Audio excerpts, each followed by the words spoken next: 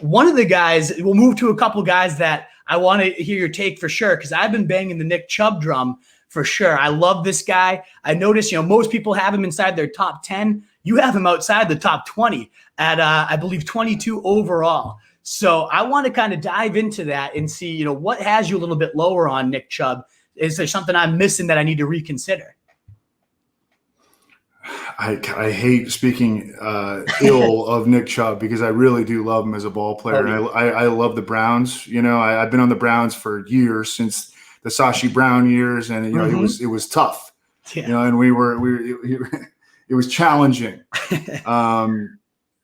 And I mean, I remember the pick that they used to acquire Nick Chubb, or to draft Nick Chubb, they traded Brock Osweiler for that pick. Wow. They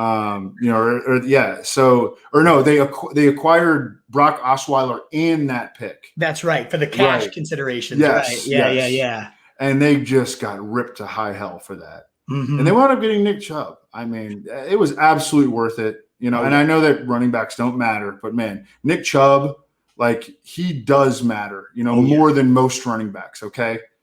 The thing that is problematic. Well, there are several things problematic about Nick Chubb, and he's going to average over 5 yards per carry, and he's probably going to score double-digit touchdowns. He's not going to catch many passes. And he's not as big of a workhorse as you think. Because even last year, he had only one game over 20 carries. Mm-hmm. They use Kareem Hunt a lot. Kareem Hunt is good.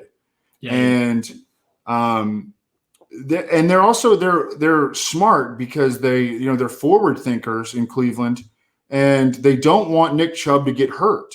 And so it's smart for them to limit Nick Chubb, and they're smart for them to limit Kareem Hunt, and it's smart for them to use both of those guys. And that's what they're going to continue to do. And that's not great for fantasy. I mean, I have him as a second round fantasy pick. I just think that people are convoluting real football efficacy with fantasy football efficacy. And he's going to be okay in fantasy. He's going to be fine. But he's not going to be a league winner because he's not going to catch passes. And that's a really, really big deal. I mean, you have to be Derrick Henry, leading the NFL in rushing yards and rushing touchdowns in the same year, to be a true difference maker. He's not going to do that because they're not going to give him enough carries, because they've got Kareem Hunt there. So he's overvalued in fantasy football. He's an excellent, maybe, probably a top 2 running, but actual rusher in real life football. And you got to be able to separate those two things. It is true. Yeah, I get what you're saying. And it scares me a bit in the sense that you had the same kind of argument as also Scott Barrett. I know I referenced him earlier, but there's not two minds that I respect more in fantasy than you two guys. And both of you are against Chubb this year.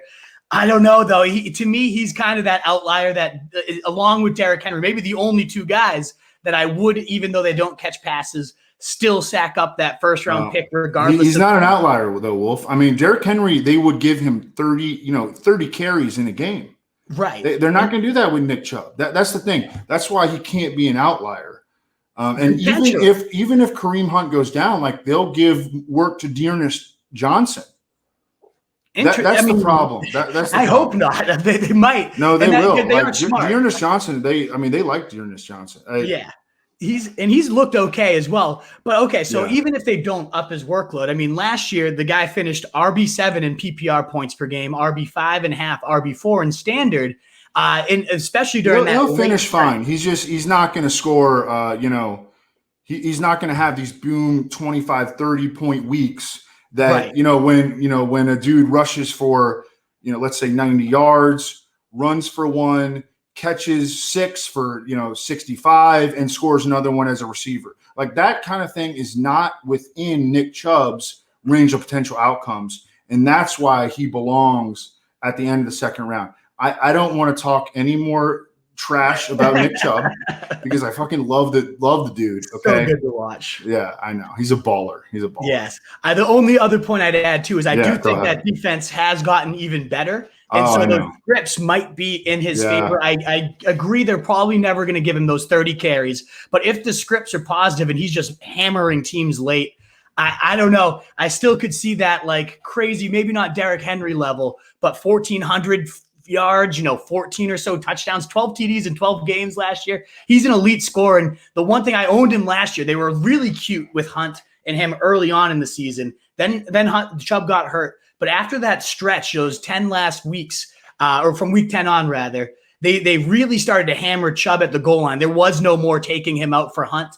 And that made a huge difference. I mean, he didn't go below, I think, 17 fantasy points. And as you're saying, he didn't go up to like 35 ever. He never had any of those insane, I'm going to win you a week by myself weeks. But it was always 17, 20, 25. And to me, that still has its own value. Maybe not quite as much as in like a best ball where you need those huge spikes. But season long, I'm still in. I'm going for him still. But I get the case. I get what you're saying as well. And Scott Barrett, as I said, another brilliant mind that said the same exact thing. So I want to reconsider it, but I love Chubb too much. I think I'm going to hold firm on it. All right. And see how he goes.